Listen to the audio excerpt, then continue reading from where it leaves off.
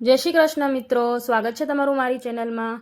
આજે આપણે ફક્ત 10 જ મિનિટમાં કુકરમાં સોયા વેજ બિરયાની બનાવશું અને આ બિરયાની બનાવવું ખૂબ જ સહેલી છે અને એકદમ છુટ્ટી બિરયાની આપણી આ બનીને રેડી થાય છે કુકરમાં પરફેક્ટ માપ સાથે આપણે આજે બનાવશું। તો ચાલો રેસીપી શરૂ કરીએ। બિરયાની બનાવવા માટે સૌથી પહેલાં આપણે એક વાટકી ચોખા લઈ લઈશું। તો અહીંયા મેં બાસમતી ચોખા લીધા છે, જે મોટો દાણો હોય બિરયાની માટે આપણે આ ચોખા યુઝ કરતા હોઈએ છીએ। તો એક વાટકી આપણે ચોખા લીધા છે। હવે આપણે એને 2 થી 3 વાર સરસ ધોઈ લેશું પાણીથી। અને હવે અહીંયા મેં એક મુઠ્ઠી જેટલા સોયાબીન પલાળી લીધા છે પાણીમાં। તો તમે તમારા હિસાબે સોયાબીન ઘટવટ કરી શકો છો। સોયાબીનને પલળતા વાર લાગે છે, એટલે આપણે 10 થી 15 મિનિટ માટે એને પલાળી લઈશું। હવે આપણે કુકરમાં 2 મોટા ચમચા જેટલું તેલ લઈ લઈશું। તેલ ગરમ થઈ જાય એટલે આપણે એમાં અડધી ચમચી જીરું એડ કરશું। સાથે મેં અહીંયા એક લીલું મરચું લીધું છે, એને આપણે એડ કરવાનું છે। અને મીડિયમ સાઇઝની 2 ડુંગળીને આપણે આવી રીતે લાંબી સ્લાઇસમાં કટ કરી લેવાની છે ને એને સાંતળી લેવાની છે। બિરયાની બનાવવા માટે આપણે તમે જોઈ શકો છો ડુંગળી એકદમ આવી રીતે એકદમ બ્રાઉન કરી લેવાની છે, તો બિરયાનીનો ટેસ્ટ બહુ સરસ આવે છે। હવે આપણે અહીંયા કાશ્મીરી લાલ મરચું 1 ચમચી જેટલું એડ કરશું, એનાથી બિરયાનીનો કલર બહુ સરસ આવે છે।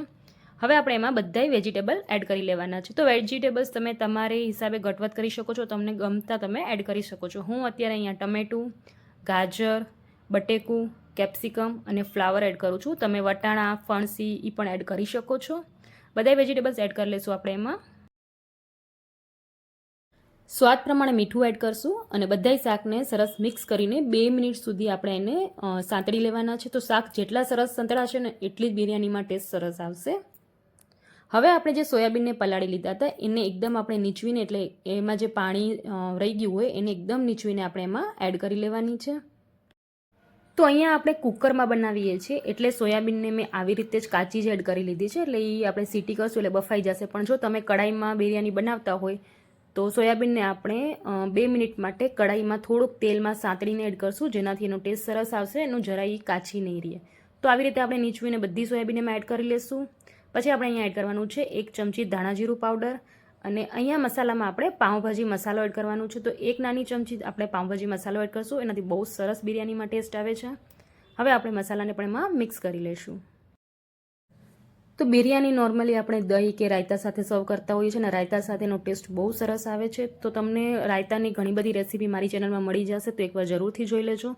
હવે આપણે જે ભાતને ધોઈને રાખ્યા હતા એ બધાય ભાત આપણે એમાં એડ કરી લઈશું અને બિલકુલ હળવા હાથે આપણે મિક્સ કરવાના છે, જેનાથી ભાતનો દાણો તૂટે નહીં।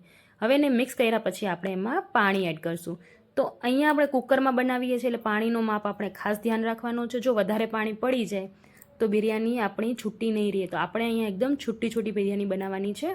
તો એના માટે આપણે જે વાટકીના માપથી ચોખ્ખા લીધા હતા એ જ વાટકીના માપથી આપણે પાણી એડ કરવાનું છે। તો 1 વાટકી ચોખ્ખાની સામે આપણે 3 વાટકી પાણી એડ કરશું। પાણી એડ કર્યા પછી ઢાંકણ ઢાંકી આપણે કુકરની 3 વિસલ કરી લેવાની છે। તો ખૂબ જ ટેસ્ટી અને ફટાફટ બની જાય, ફક્ત 10 જ મિનિટમાં આપણી આ બિરયાની બનીને રેડી થઈ જાય છે। તો સવારે તમે બાળકોને ટિફિનમાં પણ બનાવી શકો છો। તો તમે જોઈ શકો છો કેટલી સરસ આપણી બિરયાની બનીને રેડી થઈ ગઈ છે। ઉપરથી આપણે કોથમીરથી એને સર્વ કરશું।